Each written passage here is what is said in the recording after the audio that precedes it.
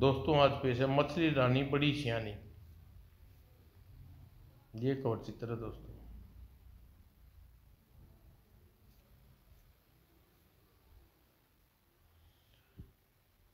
वह एक मनुष्य सुबह थी जब ठाकुर दिग्विजय सिंह अपनी की धर्मपत्नी शारदा देवी लंबी बीमारी के पश्चात सुरक्षित हार गई। यह देख ठाकुर दिग्विजय सिंह का पुत्र विजय सिंह और पुत्री धरना पिता से मिलकर रो पड़े। पिताजी, माँ को क्या हो गया है, ये बोलती क्यों नहीं? बेटा, तुम्हारी माँ हमें छोड़कर बहुत दूर जा चुकी है। अब यह कभी नहीं बोलेगी और न ही कभी आंखें खोलेगी। ओह, तो माँ, हमारी माँ मर गई? बच्चों के मन की बात सुनकर दिग्विजय सिंह के आंसुओं में भी आंसू आ गई, आंखों में भी। दुखी हृदय से ठाकुर दिग्विजय सिंह ने पत्नी का अंतिम संस्कार किया। शारदा, तुम मुझे छोड़कर चली गई, अब बच्चों को कौन संभालेगा, कौन इन्हें माँ का प्यार देगा? शारदा की मृत्यु के पश्चात ठाकुर दिग्विजय सिंह गुमसुम सी हवेली में बैठक में ही रहने लगे। हवेली के बाहर निकलना उन्हें लगभग बंद कर दिया। उनकी ऐसी अवस्था था देखकर गांव के मुखिया उनके पास आए। ठाकुर साहब, यह आपकी क्या हालत बना रखी है? मुखिया जी, शारदा की मृत्यु के पश्चात हमारा मन नश्वर संसार की ओर से विकृत हो गया है। अब हमें कुछ भी अच्छा नहीं लगता। यह आप क्या कह रहे हैं ठाकुर साहब? आपने नहीं तो कम से कम अपने पुत्र बच्चों के बारे में सोचो। अब जब भी इस बात प्रकार निराशा भरी बात करेंगे तो उन बच्चों का कौन संभालेगा? मुखिया जी, यह आप ठीक कह रहे हैं। बच्चों की देख रेख भला तो स्त्री का काम है। मैं पुरुष होकर बच्चों का लालन पोषण किस प्रकार करूंगा? आपकी इस समस्या का निगाह रखकर हम गांव वालों ने एक निर्णय किया। ठाकुर साहब, कैसा निर्णय मुखिया जी? बच्चों की खातिर आपको दूसरी शादी करनी होगी। ठाकुर साहब, यह आप क्या कह रहे हैं मुखिया जी? शारदा की चिता जले 1 महीना व्यतीत हुआ है, आप हमें दूसरी विवाह करने की बात कर रहे हैं? ऐसी आशा न थी मुखिया जी। ठाकुर साहब, मैं आपसे उम्र में बड़ा हूँ, इसलिए मुझे संसारिक बातों आपसे ज़्यादा तजुर्बा है। बिना माँ बच्चों की देखभाल सही प्रकार न हो सकेगी। रायपुर के गांव वाले हरपाल की पुत्री बिजली का विवाह आपसे करने के लिए तैयार है। उसने मेरे सामने अपनी यह इच्छा बताई थी। मुखिया जी, आपकी बात मेरे गले से नहीं उतर रही। लेकिन जब गांव के अन्य लोगों ने इन्हें काफ़ी देर तक समझा बुझाया तो ठीक है, अगर आप लोग की ऐसी ही इच्छा है तो मुझे आप लोगों की बात माननी पड़ेगी। यह बात सुनकर गांव वाले खुशी हो गए। ठाकुर दिग्विजय सिंह ने मुखिया जी से कहा, ठीक है मुखिया जी। मुखिया जी, आज आप ही रामपुर जाकर हरपाल जी से मिलकर आइए और उन्हें यह सूचना सूचना दे आइए कि उनकी पुत्री बिजली के साथ विवाह करने के लिए तैयार हूँ। मुखिया जी रामपुर जाकर विवाह की तिथि निश्चित कराए, लेकिन तिथि में ठाकुर दिग्विजय सिंह बड़े ठाट बाट से दूल्हा बनकर घोड़ी पर बैठे। पिताजी, घोड़ी पर बैठकर कहाँ जा रहे हैं? बेटे, हम तुम्हारे लिए नई में माँ लेने जा रहे हैं। माँ? बारात तो रायपुर चली गई, लेकिन हवेली पर बैठे रणबीर सिंह ने वह धरना आपस में इस प्रकार वार्तालाप कर रहे थे। भैया, सुना है दूसरी माँ बहुत कठोर गुस्सैल होती है। धरना, पता नहीं पिताजी को यह दूसरा विवाह करने की क्या सूझी। कोई स्त्री आकर पता नहीं हम दोनों के साथ कैसा व्यवहार करेगी। उधर रायपुर में बिजली ने ठाकुर दिग्विजय सिंह के गले में मरमाला डाली। ठाकुर हरपाल चैन की सांस लेते हुए अपनी पत्नी से बोले, कमला, आज हम भी गंगा नहा लिए। बिजली का विवाह बड़ी मुश्किल से संपन्न हो सका। स्वामी, विवाह तो हो गया, मुझे डर है बिजली ससुराल में जाकर कोई गुल न खिला दे, क्योंकि गुस्सा तो हर दम बिजली की नाक पर रखा रहता है। और अब जो हो कमला, हमें इससे क्या, हमें तो अपनी जिम्मेवारी से छुटकारा पा लिया। स्वामी, मुझे तो यह सोचकर भी घबराहट होती है कि तुनक मिजाज बिजली ठाकुर दिग्विजय सिंह के पुत्र और पुत्री को कैसे संभाल पाएगी। यह सोचना हमारा काम नहीं कमला, यह सब ईश्वर के भरोसे छोड़ दो। इसके सिवा कोई अन्य उपाय भी तो नहीं है स्वामी। और ठाकुर हरपाल खुशी खुशी धूमधाम से बिजली की डोली विदा किया और बिजली की सुंदरता देखकर ठाकुर दिग्विजय सिंह फूले नहीं समा रहे थे। बिजली इतनी सुंदर होगी मैंने सपने में भी नहीं सोचा था। मेरे भाग्य खुल गए। जैसे बिजली रूपवती पत्नी मुझे मिली। बिजली ने जब डोली से उतरकर ठाकुर दिग्विजय सिंह की हवेली में कदम रखा। बिजली, ये हमारा बेटा रणबीर सिंह और बेटी झरना। यह सुनकर बिजली के मुंह बिचकाने हुए कहा, इन दोनों बच्चों को जरा भी तमीज नहीं, किस प्रकार घूर घूर कर मेरी ओर देख रहे हैं। बिजली की बात सुनकर ठाकुर दिग्विजय सिंह ने अपने बच्चों से कहा, बच्चों, आज से तुम्हारी माँ है, इसके आगे बढ़कर चरण स्पर्श करो। बच्चे तुरंत ही पिता के आदेश का पालन किया। बच्चे, बस करो, मुझे यह चौंसले बिल्कुल पसंद नहीं है। अपने एक कक्ष में पहुंचकर ठाकुर दिग्विजय सिंह ने बिजली से कहा, बिजली, क्यों बच्चों से डांट कर तुमने अच्छा नहीं किया? मैंने उनको ऐसा कौन सा तीर मार दिया जो मुझे इस प्रकार डांट रहे हैं? यह सुनकर ठाकुर सोचने लगा, लगता है यह विवाह करके मैंने अच्छा नहीं किया है। बिजली तो बड़ी असभ्य है, तुनकमिनाज प्रतीत होती है। मुझे लगता है यह बच्चों का पालन पोषण तो उनका जीना दुर्भर कर देगी। उधर रणबीर सिंह और झरना से कह रहा था, झरना, मुझे तो नई मात के तेवर अच्छे नहीं प्रतीत होते। भैया, अब क्या हुआ? झरना, चिंता न करो, भगवान जो करेगा अच्छा करेगा। दूसरे दिन प्रातः सेवक बच्चों को लिए दूध और फल लेकर कक्ष की ओर जा रहा था तो नई मां ने उसे रोका। हरिया, इतने सारे फल और दूध लेकर कहाँ जा रहे हो? मालकिन, मैं ये सब बच्चे के लिए ले जा रहा हूँ। बच्चों का क्या है धरना, कुछ खाएंगे? हाँ मालकिन, बच्चे प्रतिदिन इतना ही कलेवा खा करते हैं। हरिया, अब मैं आ गई हूँ, बच्चों को खाने का प्रबंध मैं स्वयं करूँगी, तुम दूध और फल मुझे दो। जो हुक्म मालकिन। हरिया ने बिजली को फल और दूध सौंप दिया। वह वहां से चला गया। फल और दूध लेकर कक्ष में रख लिए। फल और दूध उसने अपने कक्ष में रख लिए। केवल दूध के गिलास लेकर रणविजय सिंह और झरना के पास पहुंची। माँ, आज फल नहीं है क्या? नहीं, आज से केवल तुम्हें दूध ही मिलेगा, फल आजकल बहुत महंगे हो गए हैं। झरना कहकर बिजली तेजी से कक्ष से बाहर निकल गई। उसके जाने के बाद भैया, माँ ने तो आते ही अपना रंग ढंग दिखाना शुरू कर दिया। झरना, मुझे ऐसा लगता है जैसे नई माँ कठोर प्रतीत होती है। दूसरी ओर अपने कमरे में जाकर बिजली खूब चटकारे लेकर फलों को खाया। अब तक इन बच्चों का जीवन जी भरकर खूब मौज उड़ाई है। अब मैं देखती हूँ कि इन्हें कैसे सब चीज़ें नसीब होती हैं। रणबीर, झरना, अपनी नई माँ की शिकायत अपने पिता से की। तुम लोग फिक्र न करो, मैं इस बारे में तुम्हारी माँ से बात करूंगा।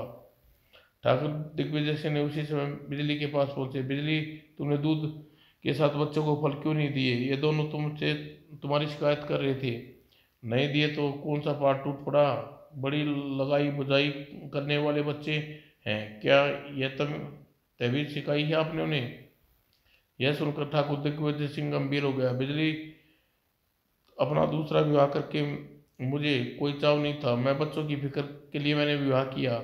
तुम बच्चों के साथ ऐसा व्यवहार करोगी तो उनका दिल टूट जाएगा। मैं समझता हूँ कि आगे तुम इस बात का ख्याल रखोगी। बिजली इस समय ज़्यादा मुंह खोलना उचित नहीं समझा। समझदारी इसी में थी तो इसी में उचित अवसर उचित वार करना। यह सोचकर बिजली चुप हो गई। इस प्रकार धीरे धीरे एक वर्ष गिर गया। पति लाख समझाने पर बिजली रणबीर और धरना के विभिन्न प्रकार से लुप्त जुल्म ढाती रही, तरह तरह के परेशान करती रही। यह देखकर ठाकुर दिग्विजय सिंह मन में कूटता रहता और गांव वाले बच्चों को दशा देखकर दुखी होते थे। ठाकुर साहब, आपने किए पर शर्मिंदा हूँ। मेरे कहने पर आपने दूसरा विवाह किया। मुखिया जी, आप तो व्यर्थ में शर्मिंदा हो रहे हैं। मेरी किस्मत में जब ऐसा लिखा था तो इसमें भला किसी का क्या दोष? एक दिन ठाकुर दिग्विजय सिंह बिजली से बोले, बिजली, मैं एक आवश्यक कार्य से 15 दिनों के लिए गांव से बाहर जा रहा हूँ। मेरे पीछे तुम दोनों बच्चों का अच्छी प्रकार से ध्यान रखना। आप फिक्र न करें, बच्चों का पूरा ख्याल रखूंगी। बिजली को हिदायत देकर दिग्विजय सिंह गांव से बाहर चले गए। ठाकुर के जाने के बाद बिजली, दोनों बच्चों से छुटकारा पाने से इच्छा अवसर तेरे हाथ में फिर कभी नहीं आएगा। ठाकुर 15 दिनों के लिए गांव से बाहर गए हैं। इस समय तुझे टोकने वाला कोई नहीं है। यह सोचकर बिजली रणविजय और झरना के पास पहुंची। बेटे रणविजय, क्या तुम मेरी एक काम करोगे? कौन सा काम माँ? बेटा, गांव के बाहर जो चंद्र भान है उसमें वन चंद्र चंद्रावन है। उस वन में दूसरे गांव में चंद्रपुर में मेरी एक सहेली रहती है, उसे मेरा एक पुत्र एक पत्र उस तक पहुंचाना है। लेकिन माँ चंद्रावन तो बहुत हिंसक जानवर रहते हैं, उसे पार करने के लिए और गांव तक कैसे पहुंच पाऊंगा। बेटे अकेले जाने की क्या आवश्यकता नहीं है, जन्ना बेटी भी तुम्हारे साथ ले जाओ, एक से बोले दो। ठीक है माँ, जब तुम कह रही हो तो हम दोनों आपका पत्र लेकर आपकी सहेली लक्ष्मी तक पहुंच जाएंगे। बिजली ने झटपट एक कागज पर रणबीर को देते हुए बोली, बेटा आज शाम तक तुम दोनों लक्ष्मी को यह पत्र देकर वापस लौट आना, मैं बेचैनी से तुम्हारी प्रतीक्षा करूंगी। अच्छा माँ। रणबीर ने अपना धरना को पत्र लेकर हवेली से चल दिए। आज ये दोनों जीवित बचकर वापस नहीं लौटेंगे, चंद्र वन में जंगली जानवर इन दोनों को मारकर खा जाएंगे। चलते चलते दोनों चंद्रावन के समीप पहुंचे। भैया पत्र खोलकर पढ़ना चाहिए, देखो तो सही, इसमें नई माँ ने अपनी सहेली के लक्ष्मी के लिए क्या लिखा है। तुम ठीक कह रही हो जन्ना, वैसे भी किसी का पत्र खोलकर पढ़ना नहीं चाहिए, पर नई माँ की बातों में रहस्य भरा हुआ है, इसलिए पत्र खोलकर पढ़ना चाहिए। कहकर रणविजय ने पत्र खोला और पढ़ना चाहा। अरे यह क्या, पत्र तो बिल्कुल कोरा है, इसमें तो कुछ भी नहीं लिखा, भला यह कैसा पत्र है भैया। पत्र देखकर रणविजय सोच में पड़ गया और किस प्रकार वह चौंकता हुआ बोला, इसका मतलब यह है कि नई माँ कोई सहेली चंद्रापुर में नहीं रहती, उन्हें हमने झूठ बोला था। लेकिन भैया नई माँ ने हमसे झूठ क्यों बोला। झरना, लगता है नई माँ हमसे किसी तरह चंद्रवन में भेजना चाहती थी, ताकि चंद्रावन में रहने वाले खूंखार जानवर हमें मारकर खा जाएं। ओह तो यह बात है, नई माँ दोनों को मारवाने का षड्यंत्र रचा। लेकिन भैया हमें नई माँ से क्या बिगाड़ा है। अब किस्मत का फेर धरना, अगर हमारी किस्मत खराब न होती तो फिर हमारी माँ हमें इस तरह छोड़कर न जाती, क्यों उसके स्थान पर नई माँ आती। भैया अगर ऐसी बात है तो हमें लौटकर घर जाना चाहिए, हमें जीवित देखकर नई माँ अगबोला हो जाएगी। तुम ठीक कहती हो धरना, अब हमें घर वापस नहीं जाएंगे, कहीं भी मजदूरी करके अपना पेट पाल लेंगे। तब दोनों वहां से आगे बढ़ गए। चलते चलते उन्हें सारा दिन बीत गया। चलते चलते उन्हें संध्या होने लगी और वेगवती नदी के किनारे पहुंचे। उसका कानों में एक स्वर सुनाई पड़ा, रुको बच्चों, रुक जाओ। तब वे दोनों मुड़कर आचार्य से गाय की ओर देखा। हैरान न हो बच्चों, मैं तुम्हारी माँ शारदा हूँ। हमारी माँ शारदा, लेकिन तुम तो गाय हो। हमारी माँ तो मरे हुए काफी समय बीत गया है। तुम दोनों इस प्रकार हैरान न हो, स्वाभाविक है मेरे बच्चों। तुम्हारी शंका का समाधान के लिए मैं सब बताती हूँ। अपनी मृत्यु के पश्चात मैंने गायनी योनि में जन्म लिया और मैं जानती थी तुम दोनों, नई माँ बिजली तुम दोनों को बहुत दुखी रखती है। तुम्हें दुखी देखकर तुम दोनों की सहायता करने चली आई। ओह माँ, तुम हमें छोड़कर कहाँ चली गई। दोनों बच्चे दौड़कर गाय के लिपट गए। घबराओ मत मेरे बच्चों, मैं आ गई हूँ। माँ, हमारी प्यारी माँ, अब हमें छोड़कर न जाना। बच्चों तुम थोड़ी देर के लिए अपनी आंखें बंद कर लो। अच्छा माँ। और दोनों ने अपनी आंखें बंद कर ली। जब कुछ देर बाद आंखें खुली, अरे यह कुछ देर पहले यहाँ झोपड़ी नहीं थी, और यह चमत्कार कैसे हुआ। फिर वह हैरानी से गाय से ने कहा, आज से यह झोपड़ी तुम्हारी है, इसी झोपड़ी में रहना। आओ अपनी झोपड़ी में जाओ। तब विजय और रणबीर ने धरना झोपड़ी के अंदर पहुंचे। अरे झोपड़ी तो घर का सामान भी पूरी तरह भरी हुई है, यह गाय माँ की कृपा है का फल है धरना। झरना और रणबीर ने उसी दिन गाय झोपड़ी में रहने लगे। झरना का कामकाज करती और प्रतिदिन सुबह शाम रणबीर गाय का दूध निकालता। माँ, तुम दूसरा जन्म लेकर हमें से मिलना, दूध पिलाना, पालन दूध दूध दूध पिलाकर पाल रही हो, तुम धन्य हो माँ। कैसी बात कर रहा है रणविजय, अपने बच्चों को पालन करना मेरा धर्म है। इस प्रकार झोपड़ी में रहते हुए 12 वर्ष व्यतीत हो गए। रणबीर वेगवती नदी में जाल डालकर मछलियां पकड़ता और उन्हें राज्य के शंकरगढ़ के बाजार में उचित मूल्य पर बेचा। इस से सारी मछलियां 5 स्वर्ण मुद्राएं में लूंगा। सौदा मंजूर है। हाँ मंजूर है। उन मुद्राओं को रणबीर बाजार से घर का सामान लेकर अपनी झोपड़ी में लौटता। एक दिन रणबीर सुबह दोपहर को नदी के किनारे जाल फेंक कर बैठा था। जाल में एक भी मछली नहीं फंसी। क्या बात है भैया, आज आपके हाथ में एक भी मछली नहीं पकड़ी? ऐसा तो पहले कभी नहीं हुआ। कुछ समझ में नहीं आ रहा झरना, पता नहीं आज नदी में मछलियाँ मेरे जाल में क्यों नहीं फंस रही।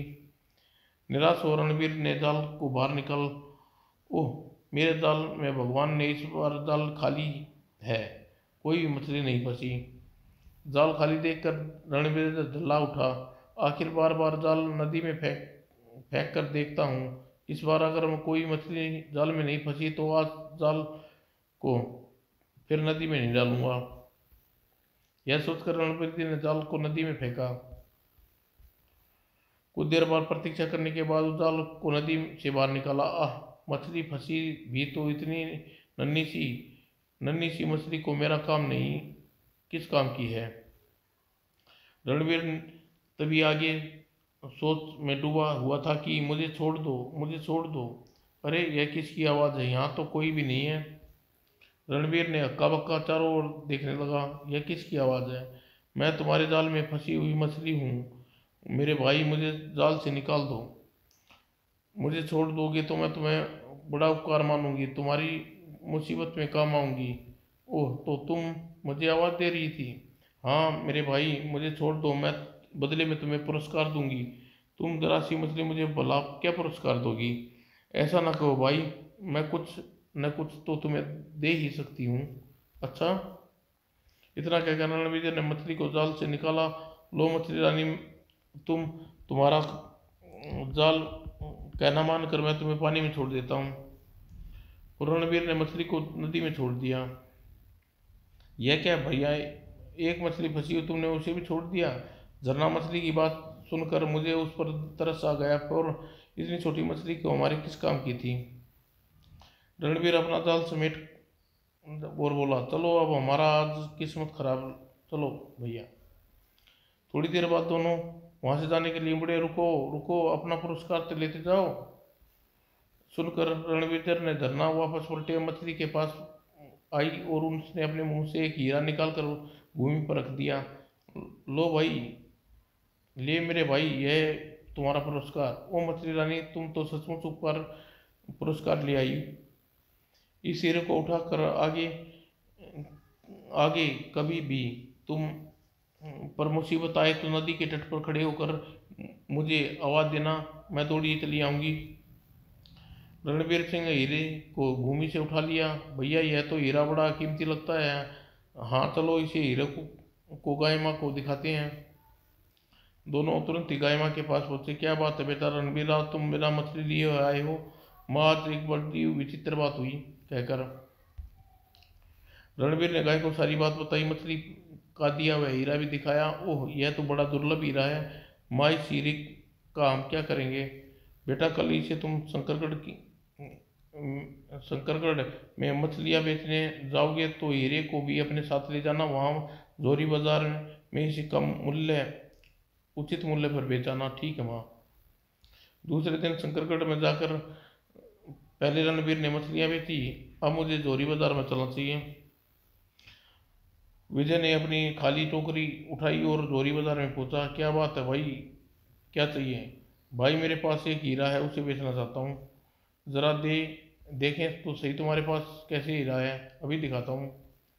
रणवीर ने हीरा निकाल कर जोरी को दिखाया। ओह, ऐसा जगमगाता हीरा मैंने अपने जीवन काल में प्रथम बार देख रहा हूँ। मुझे किसी तरह इस आदमी से हीरा खरीद लेना चाहिए।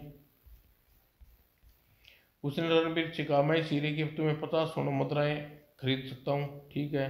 जोरी उस समय रणवीर को 50 स्वर्ण मुद्राएं लेकर हीरा खरीद लिया। रणवीर के जाने के बाद मुझे यह हीरा राजा शंकरदेव के पास ले जाना चाहिए। वे हीरे जवाहरात के सच्चे पारखी हैं। यह हीरा राजा शंकरदेव कई सौ स्वर्ण मुद्राओं में बेचकर काफी मुनाफा कमा सकता हूँ। यह सोचकर जोरी हीरे को लेकर तुरंत राजा शंकरदेव के दरबार में पहुंचा। उन्हें हीरा दिखाया। अद्भुत, यह हीरा तो सचमुच ही बेशकीमती है महाराज, तभी तो यह हीरा आपके पास लेकर आया हूँ। जोरी, हम तुमसे मुंह मंगाए नाम देंगे, परंतु यह बताओगे यह हीरा तुम्हारे पास कहाँ से आया? मारे गए। अगर मैंने शंकर देव को सच सच नहीं बताया तो ये मुझे जीवित नहीं छोड़ेंगे। जोरी ने सोच में पड़ा। देख क्या सोच रहे हो जोरी, तुमने हमारी बात का जवाब नहीं दिया। महाराज महाराज यह हीरा मैंने मछली बेचने वाले से लिया है। क्या तुम मछुआरे को जानते हो? जानता तो नहीं हूँ महाराज, पर इतना जरूर पता है कि मछुआरा प्रतिदिन शंकरगढ़ के बाजार में मछलियाँ बेचने आता है। तब ठीक है, कल तुम्हें हमारे साथ बाजार में चलकर उस मछुआरे को पहचान करनी होगी। हम मछुआरे से मिलना चाहते हैं। जो क्या महाराज। तब शंकरदेव ने जोरी को स्वर्ण मुद्राएं भरी एक थैली पुरस्कार में दी। दूसरे दिन जोरी राजा शंकरदेव के साथ बाजार में पहुंचा। महाराज उस मछली बेचने वाले ने कल मुझे हीरा खरीदा था, चलो उसके पास चलते हैं। तब वे दोनों शंकरदेव के पास पहुंचे। हम इस राज्य के राजा शंकरदेव हैं। हम तुमसे पूछना चाहते हैं कि कल तुम जो हीरा तुम्हें जोरी बाजार में बेचा था वह तुम्हें कहाँ मिला था? महाराज वह हीरा मुझे वेगवती नदी में रहने वाली मछली ने दिया था। तब यह मछुआरा उस मछली से और भी हीरे ला कर दे सकता है। यह सोच उसने रणवीर से कहा, रणवीर तुम्हें यह मछली से 100 हीरे लाकर हमें देने होंगे। उन हीरों से हम अपना मुकुट में जड़वाएंगे। लेकिन महाराज नन्ही मछली 100 हीरे लाएगी कहाँ से? हम कुछ नहीं जानते। हम हर हालत में कल 100 हीरे लाकर हमारे पास लाना। याद रखना, अगर तुम 100 हीरे नहीं लेकर आए तो मौत के घाट उतार दूंगा। मैं कोशिश करके देखूंगा महाराज। उस शाम राजा रणविजय सिंह शंकर को अपनी झोपड़ी में वापस लौटा। क्या बात है बेटा, तुम्हारा मुंह क्यों उतरा हुआ है? माँ, आज एक मुसीबत में फंस गया हूँ। कैसी मुसीबत बेटा? तब रणविजय ने शंकरदेव से हुई वार्तालाप गाय माँ को बताया। सारी बात सुनकर इसमें इतना परेशान होने की क्या बात है बेटा? यह आप क्या कह रही हैं? महाराजा शंकरदेव ने तो मुझे जान से मारने की धमकी दी है। बेटा, तुम इस समय नदी के तट पर जाकर उस नन्ही मछली को पुकारो, उसे सारी बात बताओ, वह तुम्हारी सहायता जरूर करेगी। हाँ, यह आप ठीक कह रही हैं माँ, मैं अभी तट पर जाता हूँ। रणविजय उसी समय नदी के तट पर पहुंचा। उसने नन्ही मछली को आवाज दी, नन्ही मछली तुम कहाँ हो? कुछ देर बाद नन्ही मछली पानी में मुंह बाहर निकाला। क्या बात है, तुम इतने उदास क्यों हो? मछली रानी, मैं बड़ी मुसीबत में फंस गया हूँ और तुम्हें मुझे उस मुसीबत से निकाल सकती हो। तब रणविजय ने मछली को सारी बात बताई। सारी बात जानकर रणविजय, मैं जानती हूँ शंकरगढ़ का राजा शंकरदेव बहुत क्रूर और लालची है, प्रजा के जुल्मों से तंग आ चुकी है। उसे तुमने हीरे मांगकर अपनी मौत को पुकारा है। क्या मतलब मछली रानी? समय आने दो, तुम सब कुछ समझ जाओगे। रणविजय, कल तुम शंकरदेव के पास जाकर कहना वह जितने हीरे चाहे ले सकता है, पर उसे हीरे लेने के लिए स्वयं अपनी प्रजा के साथ मेरे पास आना होगा। अच्छा, तुम कहती हो तो मैं राजा से ऐसा कह दूंगा। दूसरे दिन रणविजय शंकरगढ़ के राजा के शंकरदेव से ऐसा ही कहा। ठीक है, हम मछली की बात मान लेते हैं और तुम्हारे साथ वेगवती नदी के तट पर चलते हैं, जैसी आपकी आज्ञा महाराज। और शंकरदेव उसकी समय रथ पर सवार होकर रणविजय के साथ चल पड़ा। रथ के पीछे पीछे मंत्री, सेनापति, शंकरगढ़ की समस्त प्रजा चल रही थी। और लाव लाव लक्षक वेगवती नदी के तट पर पहुंचे। नन्ही मछली तुम कहाँ हो? अगले ही पल मछली पानी में ऊपर निकला। क्या बात है रणवीर, मछली रानी राजा शंकरदेव मुझे हीरे लेने आए हैं। तब मछली राजा शंकरदेव से कहा, राजन, मेरे पास हीरे जवाहरात का अकूत खजाना है। मैं आपको वह खजाना सौंप सकती हूँ, लेकिन मेरी एक शर्त है। कैसी शर्त? खजाने के लेने के लिए तुम्हें मेरे साथ नदी की तलहटी में चलना होगा। तलहटी में खजाना रखा हुआ है, लेकिन नदी में तलहटी में मैं कैसे पहुँच सकता हूँ? नदी के पानी में कूदने से मैं नदी में डूब कर मर जाऊँगा। मेरे होते हुए तुम डूबने की चिंता नहीं करनी चाहिए, तुम्हारी रक्षा करूंगी। तब ठीक है, तो आओ मेरे पीछे पीछे नदी में छलांग लगा दो। इतना कहकर मछली ने नदी में डुबकी लगाई और शंकरदेव भी नदी में उतर गया। और मछली के पीछे नदी में पानी में समाप्त चला गया। जब काफी देर हो गई तो राजा शंकरदेव नदी से नहीं निकला तो सेनापति परेशान होकर प्रधानमंत्री से कहा, प्रधानमंत्री जी, महाराज को नदी में कूदे काफी समय व्यतीत हो गया है, अब तक वापस पानी से ऊपर क्यों नहीं आए? सेनापति जी, तलैटी पर पड़े हीरे ज्वाला समाटने में समय लगेगा ही। कुछ देर बाद नन्ही मछली पुनः पानी में सिर बाहर निकाला। रणवीर शंकरगढ़ को लालच का फल मिल गया। अब वह जीवन पर्याप्त नदी के तलैटी में हीरे जवाहरात इकट्ठे करता रहेगा। क्या मतलब मछली रानी? मतलब यह कि वह नदी में डूबकर राजा शंकरदेव मर चुका है। मैंने उसे जानबूझकर शंकरदेव को नदी में कूदने को कहा था। ओह, यह तो बहुत बुरा हुआ। बुरा नहीं, यह सब तुम लोगों के हित के लिए अच्छा हुआ ही। वह तुम लोगों पर जुल्मों से तंग आ चुके थे। तुम्हें यकीन न हो, तुम शंकरगढ़ की प्रजा से पूछ सकते हो। तब रणविजय ने लोगों से पूछा, भाइयों, क्या मछली रानी ठीक कह रही है? हाँ, मछली रानी ठीक कह रही है। शंकरदेव की मृत्यु का समाचार पाकर हम सब उपार हर्ष हुए, किंतु शंकरदेव की मृत्यु के बाद हमारे सामने एक समस्या खड़ी होगी। शंकरदेव ने संतान था, उसकी मृत्यु के पश्चात शंकरगढ़ का राजा कौन होगा? यह भी कोई सोचने की बात है।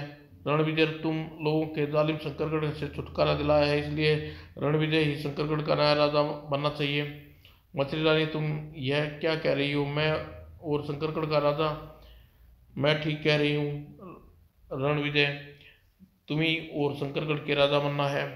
मछली रानी, हमें आपकी बात स्वीकार है। रणविजय को हमारे नए राजा होंगे।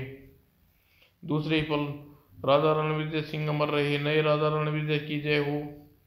प्रधानमंत्री ने रणविजय से कहा, रणविजय जी, हमारे साथ राजमहल चलना, हम आपको कल रात तलब करना चाहते हैं। प्रधानमंत्री जी, मेरे पास में ही मेरी बहन और गाय माता रहती है, मैं उनको अपने साथ ले चलना चाहता हूँ। तब झरना और गाय को साथ लेकर रणविजय शंकरगढ़ पहुंचा। रणविजय, आज मैं बहुत प्रसन्न हूँ, तुम इस देश के राजा बनने वाले हो। माँ, यह सब तुम्हारे आशीर्वाद का फल है। वो दूसरे दिन रणविजय को रात तिलक कर दिया गया। रण शंकरगढ़ के निवासियों, आज से रणविजय सिंह तुम्हारे नए राजा हैं। इसका हर आदेश आपको मानना होगा। अगर रणविजय सिंह शंकरगढ़ का राजा बनकर वहां का राजकाज सुचारू रूप से चलाने लगा। एक दिन प्रधानमंत्री उससे बोले, महाराज, मैं आपसे कुछ पूछना चाहता हूँ। हाँ, पूछो प्रधानमंत्री जी, क्या पूछना चाहते हो? महाराज, आप हर समय उदास रहते हैं, क्या आपको कोई दुख है, या फिर शंकरगढ़ के राजा बनने कर प्रशंसा नहीं है? प्रधानमंत्री जी, मैं आपको भ्रम हुआ है, हम कहाँ उदास रहते हैं। महाराज, आप सच को झुठला रहे हैं, आपको अवश्य ही कोई दुख है। याद रखिए महाराज, जिस देश का राजा दुखी हो, उस देश की प्रजा कभी सुखी नहीं हो सकती। अपनी अपनी उदासी का कारण बताइए, उदासी का निवारण शीघ्र ही किया जाएगा। यह सुनकर रणविजय सोच में डूबा। फिर कुछ सोचकर, प्रधानमंत्री जी, आप जिद कर रहे हैं तो सुनिए, हम अपने पूज्य पिताजी की याद आती है, पता नहीं वे किस हाल में होंगे। महाराज, आपके पिताजी किस नगर में रहते हैं? आप नगर का नाम बताइए, अपने पिताजी का नाम बता दीजिए। गुप्तरों से हम उस नगर में भिजवा कर उनकी कुशलता की सूचना मंगवा लेंगे, और यदि आपकी इच्छा हो तो आपके पिताजी को शंकरगढ़ ले आएंगे। महाराज, मैं आज ही गुप्तरों को भेज देता हूँ। प्रधानमंत्री जी, हमारे पिताजी का नाम ठाकुर दिग्विजय सिंह है और गंगानगर में रहते हैं। जैसी आपकी मर्जी प्रधानमंत्री जी। प्रधानमंत्री जी ने उसी समय दो विश्वसनीय गुप्तचरों को बुलाकर आदेश दिया, तुम दोनों इसी समय गंगापुर नगर में जाना, वहाँ के निवासी ठाकुर जगविजय सिंह के बारे में छानबीन करके पूरी जानकारी लानी। जो गया प्रधानमंत्री जी। गुप्तचर उसी समय गंगापुर नगर की ओर रवाना हो गए। पिताजी बड़े बिछड़े, हमें लंबे समय अरसा हो गया, पता नहीं अब वे किस अवस्था में होंगे। दूसरी ओर गुप्तचर गंगापुर पहुंचकर अपनी पूछताछ प्रारंभ कर दी। भाई, यहाँ ठाकुर दिग्विजय सिंह रहते हैं। ठाकुर दिग्विजय सिंह? उस आदमी ने अपनी सुकृति में जोर डाला। तब पास खड़े आदमी ने गुप्तचरों से कहा, भाई, इस गांव में एक ठाकुर दिग्विजय सिंह हुए हैं, और वह ठाकुर दिग्विजय सिंह आजकल कोई अता पता नहीं। वे अपनी हवेली छोड़कर वर्षों पहले यहाँ से चले गए थे। ओह, लेकिन उनकी पत्नी, घर बार और बच्चे कहाँ हैं? भाई, क्या तुम हमें ठाकुर दिग्विजय सिंह के बारे में पूर्ण जानकारी दे सकते हो? तो सुनो, तुम्हें पहले की बात है। बहुत समय पहले की बात। दिग्विजय सिंह उस अपनी पत्नी, पहली पत्नी के स्वर्गवासी हो जाने के पश्चात दूसरा विवाह बिजली से किया। बिजली बड़ी झगड़ालू और थी। ठाकुर साहब पूर्व पत्नी से उत्पन्न दो संतानों को दिग्विजय सिंह को धरना को बहुत दुखी रखती थी। एक दिन जब ठाकुर साहब घर में नहीं बाहर गए हुए थे तो बिजली ने दोनों बच्चों को घर से निकाल दिया। कई दिनों पश्चात जब ठाकुर साहब दिग्विजय सिंह घर वापस लौटे तो उन्होंने बिजली को इस करतूत का पता चला। तब उसने क्रोध में भरकर बिजली को मार मार कर घर से निकाल दिया। इस तरह ठाकुर दिग्विजय सिंह हवेली बिल्कुल अकेले रह गए। वे संतान के वियोग के कारण अंदर ही अंदर टूट गए और अंत में एक दिन उसी गम में पागल होकर न जाने गंगापुर के कहाँ चले गए। उन्हें उनके बाद चोर डाकुओं ने उसकी हवेली पर हमला बोलकर हवेली को लूट लिया। ओह, इतनी दुख भरी दास्तान ठाकुर दिग्विजय सिंह का। इतनी जानकारी देने के पश्चात आदमी आगे बढ़ गया। तब दूसरा गुप्तचर पहले वाले से बोला, ठाकुर दिग्विजय सिंह के बारे में हमें जानकारी मिल चुकी है, अब हमें शंकरगढ़ लौट चलना चाहिए। तुम ठीक कह रहे हो। दोनों गुप्तचर अपने घोड़े शंकरगढ़ की ओर मोड़ दिए। शंकरगढ़ वापस लौटकर गुप्तचरों ने सारी बातें प्रधानमंत्री जी को बताई। गुप्तचरों की दी हुई जानकारी प्रधानमंत्री ने रणवीर सिंह को जाकर बताई तो ओ, हमारे पिताजी पागल हो गए, हमारी हवेली वीरान पड़ी है। हाय, हमारे खानदान पर यह कैसा क्या टूटा। महाराज धीरज रखिए, होनी को कोई नहीं टाल सकता, भगवान को शायद ऐसा ही मंजूर था। तब रणवीर सिंह उदास गाय माँ के पास पहुंचे और सारी बात उन्हें बताई। मेरे पिताजी की हालत के बारे में सुनकर हमारे दिल को बहुत धक्का लगा है। पता नहीं पागलपन की अवस्था में कहाँ कहाँ भटक रहे होंगे।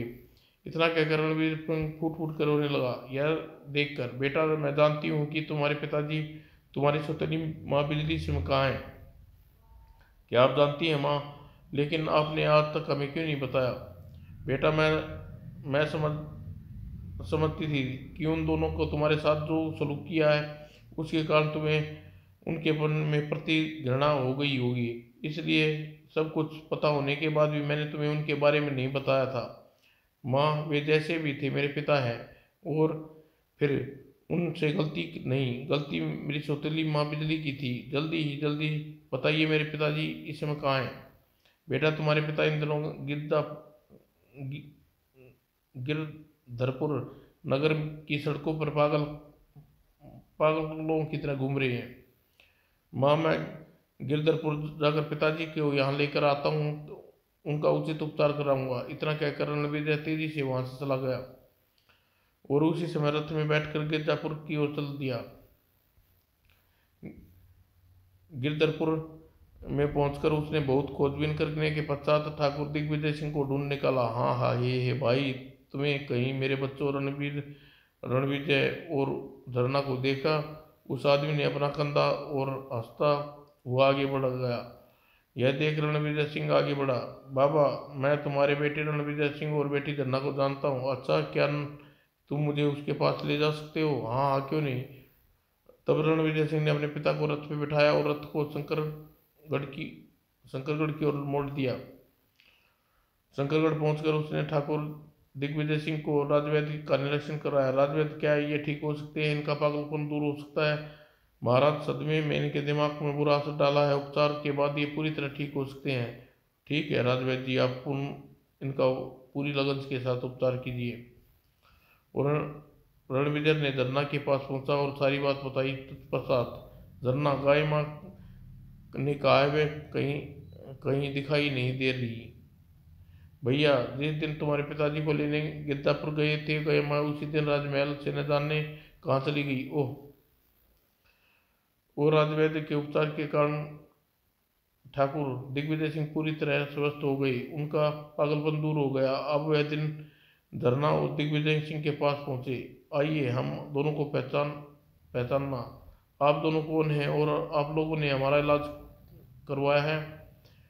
तब रणविजय ने आगे बढ़कर पिता के पैर छुए। पिताजी, हम आपके खोए हुए बच्चे रणविजय और झरना है क्या? सारी बात जानकर झरना और रणविजय को छाती से लगा लिया। मेरे बच्चों, तुम कहाँ खो गए थे? हमें छोड़कर कहाँ चले गए थे? तब तीनों की आंखों में खुशी के आंसू थे। तब ठाकुर दिग्विजय सिंह ने राजमहल में रणवीर सिंह और झरना के साथ रहने लगे। एक दिन जब रणवीर सिंह और झरना दिग्विजय सिंह के साथ रथ में बैठे देवी माँ के दर्शन के लिए जा रहे थे, बिजली और इस रूप में कौन? माँ, ये बिजली है। बिजली माँ भीख मांग रही है। रणविजय सिंह ने रथ रोका। कौन हो तुम? माँ, मैं तुम्हारा बेटा रणविजय हूँ। तब रथ से उतरकर ठाकुर दिग्विजय सिंह आए। रणवीर, यह दुष्टा के पांव छूने की काबिल नहीं है, इसी ने तुम्हें घर से निकाला था। पिताजी, ऐसा न कहिए, ये जैसी भी है हमारी माँ है। माँ हमेशा पूजनीय योग्य होती है। यह सुनकर बुढ़िया वास्तव में बिजली लज्जा से सिर झुक गया। यह देखकर, माँ शर्मिंदा न हो, आओ हमारे साथ चलो। माँ, अब उन बातों को भूल जाओ। बेटा, मैं इस योग्य नहीं हूँ, तुम पर बहुत अत्याचार किए हैं। बेटा, रणविजय सिंह और बिजली के अपने साथ राजमहल ले आए। एक दिन सब लोग महल के उद्यान में बैठे थे। बिजली, एक बात हमारी समझ में नहीं आई कि जब मैं क्रोध में भरकर तुम्हें अपने घर से निकाल दिया तो तुम अपने मैके रामपुर अपने पिता ठाकुर हरपाल के पास क्यों नहीं गई और भिखारिन क्यों बन गई?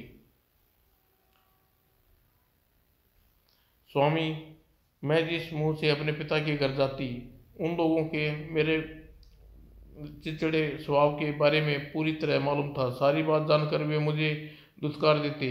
ऐसी अवस्था में मेरे सामने भीख मांग कर खाने के अलावा कोई चारा नहीं था। कैसे कैसे संकट हमारे परिवार पर आए। राजा रणविजय सिंह है, सारा परिवार एक जगह एकत्रित हो गया, इसलिए अब उसकी उदासी दूर हो गई थी। वह प्रसन्नचित्त होकर राजकाज संभालने लगा। रणवीर सिंह अपनी गाय माँ की मूर्ति राजमहल के बाहर स्थापित करवाई और प्रतिदिन मूर्ति की पूजा करता। समाप्त दोस्तों।